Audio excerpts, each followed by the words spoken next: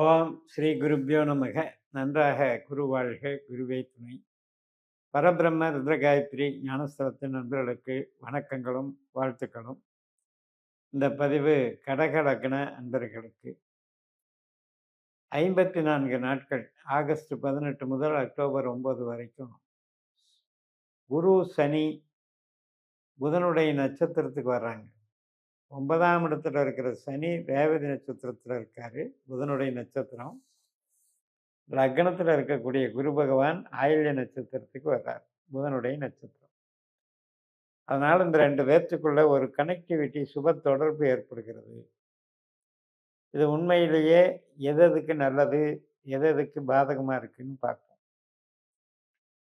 இப்போ குருவை பொறுத்த வரைக்கும் நம்ம லக்னத்தில் இருக்கிறதுங்கிறது அகம் சார்ந்த நன்மைகளை தருவார். அதாவது படிப்பு சம்பந்தப்பட்டது அகம் சார்ந்தது, ஆரோக்கியம் சம்பந்தப்பட்டது அகம் சார்ந்தது, உறவுகள் சம்மந்தப்பட்டது அகம் சார்ந்தது. அதே மாதிரி மூளை உழைப்பு, ஒரு ஐடி லைனில் இருக்கோம், கன்சல்டிங் பிஸ்னஸ் பண்ணுறோம், எதெல்லாம் ஸ்மார்ட் ஒர்க்காக நம்ம அறிவை பயன்படுத்தி இயக்கிறோமோ அதெல்லாம் மூளை உழைப்பு. இது மாதிரி விஷயத்திற்கு குரு சனியை போல் வேலை செய்ய போகிறார். அதனால் இதுக்கு ஒரு இயக்கம் நல்லா இருக்கு. அதே மாதிரி சனி அப்படின்றவர் நமக்கு யார் அப்படின்னா, நம்முடைய அறிவை, நம்முடைய திறமையை, நம்முடைய கிரியேட்டிவிட்டி மைண்டு மற்றும் மேனேஜ்மெண்ட் டெக்னிக் இதையெல்லாம் வளர்க்குறவர். அப்போ ஓரளவுக்கு இது ஸ்மார்ட் ஒர்க்கு, மூளை உழைப்பு சார்ந்த விஷயங்களுக்கு நல்ல பலனை தரும். கமிஷன் வகை தொழிலுக்கு நல்ல பலனை தரும். இப்போ சில பேர் ஆன்மீகத்தில் இருப்பாங்க, மடாதிபதிகள், ஆன்மீகம் சார்ந்த புரோகிதம் தொழில்கள், சட்டத்துறையில் கன்சல்டிங் பண்ணுறவங்க. ஸோ இது மாதிரி அனைத்து விதமான ஒரு அறிவு சார்ந்த துறையில் இருக்கவங்களுக்கு எல்லாமே அற்புதமாக வேலை செய்யும். அதனால் என்ன அர்த்தம்னா, நம்ம அந்த வேலையை நம்மளால் மகிழ்ச்சியாக செய்ய முடிகிறது. அதன் மூலம் பயனுள்ளதாக நம்மளுடைய வேலையை ஆக்கி கொள்ள முடியும். இப்போ ஒரு கன்சல்டிங் பண்ணுறாருன்னா சொந்தமாக ஆஃபீஸ் வச்சே பண்ணிகிட்ருப்பார். அவருக்கு கன்சல்டிங் தொழில் நல்லா நடக்கும். அது அப்படியே அடுத்தடுத்து இது வரும். ஆனால் பயங்கரமான அதீதமான வளர்ச்சி அப்படின்னு நம்ம நினச்சிக்கூடாது. என்ன தொழிலுக்கு என்ன கிடைக்குமோ அது கிடைக்கும். இப்போ நம்ம கன்சல்டிங் பண்ணுறவங்களுக்கு ஒரு ஆவரேஜாக ஒரு 2 மாதம், 3 மாதம், 4 மாதத்துக்கு ஒரு ஆவரேஜாக இவ்வளோ அமௌண்ட் வந்துச்சு அப்படின்னு எடுக்க முடியாமலே மாதம் மாதம் இவ்வளோ அமௌண்ட் வருதுன்னு நம்ம எடுக்க முடியாது அல்லவா? அது மாதிரி. அதனால் ஒரு வளர்ச்சி, அபரிமிதமான வளர்ச்சிங்கிறதுல அகம் சார்ந்த வளர்ச்சி, புறம் சார்ந்த வளர்ச்சியில் அந்த பெர்சன்டேஜ் வேறுபடும். இப்போ புறம் சார்ந்து பணம் போட்டு பணம் பண்ணுறாங்க, பொருளை வாங்குறாங்க, சேகரிக்கிறாங்க, ஸ்டாக் வைக்கிறாங்க, உற்பத்தி பண்ணுறாங்க, விற்கிறாங்க, இதெல்லாம் பயங்கரமாக ரொட்டேஷன் ஆகும், பணம் பெருகும். அப்படிங்கிறது உற்பத்தி சார்ந்த தொழில். அது புறம் சார்ந்த தொழில். ஆனால் அது இந்த காலகட்டத்தில் செய்யக்கூடாது. உங்களுக்கு குரு திசை, சனி திசை, புதன் திசை புத்தி நடக்கிறவங்களுக்கு இந்த காலகட்டத்தில் உற்பத்தி சார்ந்த தொழிலுக்கு பாதகம் செய்கிறதுன்னு எடுத்துக்கோங்க. அப்போ இந்த 54 நாட்களில் அது சுகப்படாது. அதை கவனிச்சுக்கணும். அகம் சார்ந்த நன்மைகள் நன்றாக. இப்போ அகம் சார்ந்த உறவுகள் சார்ந்த வகையிலே நல்லா இருக்கு. திருமண காரியங்களாகட்டும், வீட்டில் சுப காரியங்கள், கோயிலுக்கு போகிறது, பூர்வீக கோயில், குலதெய்வ கோயில், இது ஒரு ட்ரஸ்ட் வச்சு ஒரு தர்ம காரியங்கள் செய்கிறது, ஒரு குரு வழிபாடு பண்ணிக்கிறது, உபாசனைகள் பண்ணுறது, விரதங்கள் இருக்குது, இதுக்கெல்லாம் நல்லது பண்ணும். அமைப்புகள் சிறப்பாக. ஆனால் உற்பத்தி சார்ந்த தொழிலில் அவ்வளோ சிறப்பு இருக்காது.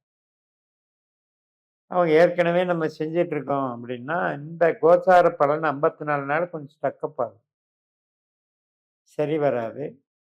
உங்களுக்கு குரு சனி திசா புத்திகள் இதுக்கு உதவாது. அதாவது உற்பத்தி சார்ந்த தொழிலுக்கு உதவாது. உங்களுடைய தனிப்பட்ட ஜாதகத்தில் உபநட்சத்திரம் வேலை செய்யுதுன்னு வைங்க, 2, 6, 10 சம்மந்தப்பட்டு உபநட்சத்திரம் வந்து குருவோ, சனியோ அமைஞ்சா திசை நடந்தது அப்படின்னா, அப்ப கொஞ்சம் டெவலப்மெண்ட் ஆகும். அது வந்து டெப்த்தான ஸ்டடி. இப்ப நட்சத்திர ரீதியில நம்ம பார்க்கும்போது, இது அகம் சார்ந்த நன்மைகளை தரக்கூடிய ஜாதகம். அது சாதகம்.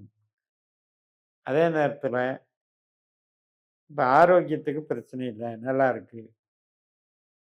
நம்முடைய சிந்தனைகள் நமக்கு வந்து ஓரளவுக்கு மகிழ்ச்சிய குடுக்கும். நல்லதே நினைப்போம், நல்லதே செய்வோம், நல்ல உறவுகளை பாதுகாப்போம். எல்லாத்துக்கிட்டயும் ஒரு அனுசரணையோட நடந்துக்கலாம். தெய்வீகம் இது மாதிரி போறதுனால நல்ல பலன் கிடைக்கும். சில பேருக்கு 2ஆம் திருமணம் அமையறதுக்கு இது சான்ஸ் குடுக்கும். புதிய நட்பு, பழக்கவழக்கங்கள், 2ஆம் திருமணம் இதுக்கெல்லாம் சாதகமா இருக்கு. அப்ப கடகம் அப்படின்னு எடுத்துக்கிட்டாலே, சனியை பொறுத்தவரைக்கும் சிந்தனை வயப்பட்ட ஒரு கிரகம். சிந்தனையை தூண்டி விடுவாரு. நம்முடைய கலை ஆர்வம், திறமைகளை வளர்த்து விடுவார். குருவ பொறுத்தவரைக்கும் கெட்ட கிரகம் தான். ஆனா, சனி நட்சத்திரத்துல இருக்கிறனால கொஞ்சம் நல்லது பண்றாரு. அப்ப நமக்கு வந்து குரு வந்து 12லயோ, 8லயோ இருந்தா சிக்கல் அதிகம். நம்ம ஜனன ஜாதகத்துல. பட் இப்ப வந்து இந்த 1ஆம் இடம், 9ஆம் இடத்துல குரு சனியினுடைய சுப தொடர்பு அருள் சார்ந்த வகையிலும், ஆரோக்கியம் சார்ந்த வகையிலும், உறவுகள் சார்ந்த வகையிலும் சாதகமாக இருக்கிறது. உற்பத்தி துறைகள் சார்ந்த வகையில பாதகமாக இருக்கிறது. மூளை உழைப்பு சார்ந்த வகையில சாதகமாக இருக்கிறது. இதை நீங்க பயன்படுத்தி பாருங்க. நல்லா ஒரு யூஸ்ஃபுல்லாக நமக்கு இத பயன்படுத்தலாம். சரி, இதை எப்படி நமக்கு பயன்படுத்தலாம் அப்படின்னா, நம்ம திறமைகளை வளர்த்துவதற்காக நம்மளுடைய பொதுஜன தொடர்பு, ஆற்றல், நாம வந்து சந்தோஷமா வேலை செய்யணும், உறவுகள் நல்லா இருக்கணுங்கிறதுக்கு நம்ம வந்து குருவையும் வழிபடலாம், சனியையும் வழிபடலாம். குருவுக்குண்டான நட்சத்திரங்கள் வந்து புனர்பூசம், விசாகம், பூரட்டாதி. இந்த நட்சத்திர நாட்கள்ல தட்சிணாமூர்த்திக்கு தீபமேற்றி, நெய் தீபமேற்றி வழிபடலாம். திருச்செந்தூர் முருகனை வணங்கலாம், குபேரனை வணங்கலாம். அதாவது புனர்பூசம் என்பது மூங்கில் மரம், விசாகம் என்பது விளாமரம், பூரட்டாதி என்பது மாமரம். பூரட்டாதி உடைய மிருகம் அப்படின்னு எடுத்துட்டீங்கன்னா ஆண் சிங்கம், விசாகத்துக்கு பெண் புலி, புனர்பூசத்துக்கு பெண் பூனை. இதையெல்லாம் நம்ம உபயோகப்படுத்தலாம். இது மாதிரி பறவை, நம்ம இடம், வடிவம் இதெல்லாம் நிறைய இருக்குது. அது இப்படியே பயன்படுத்திக்கலாம். இதே சனியை வந்து நம்ம வழிபடணும். சனி நட்சத்திரங்கள் என்ன அப்படின்னா, பூசம், அனுசம், உத்திரட்டாதி. பூசத்தில் பிறந்தவர் தான் பிருகஸ்பதி என்று சொல்லக்கூடிய குரு பகவான். அனுசத்தில் நம்ம மகாலட்சுமி அல்லது வாயு பகவானை கும்பிடலாம். உத்திரட்டாதியில் காமதேனுவை வணங்கலாம். இந்த மரங்கள், மிருகங்கள், வடிவங்கள், இந்த குறியீடுகளை எல்லாம் கூட நீங்கள் பயன்படுத்தலாம். நீங்கள் நம்ம குரூப்பு, வாட்ஸ்அப் குரூப்பில் ஜாயின் பண்ணி கூட நீங்கள் டெய்லி நட்சத்திர குறியீடுகள் போடுறேன், அதை நீங்கள் ஃபாலோ பண்ணிக்கலாம். என்னுடைய ஆப்பு இந்த இதுலேயே வருது. உங்களுக்கு ஆப்பினுடைய அந்த முகவரி வருது. அதில் ஆப் டவுன்லோடு பண்ணிக்கலாம். குறியீடுகள் வேணுன்னா வாட்ஸ்அப் குரூப்பில் ஜாயின் பண்ணிக்கன்னு சொல்லி நிறைவு செய்கிறேன். இந்த சேனலை சப்ஸ்கிரைப் பண்ணி ஷேர் பண்ணுங்கள். உங்கள் தனிப்பட்ட ஜாதக பலாபலன்களை என்னுடைய வாட்ஸ்அப் நம்பரில் தொடர்பு கொண்டு பலன் பெறுங்கள். உங்களிடமிருந்து விடைபெறுகிறேன். உங்கள் ஜேஎம்எஸ். நன்றி, வணக்கம்.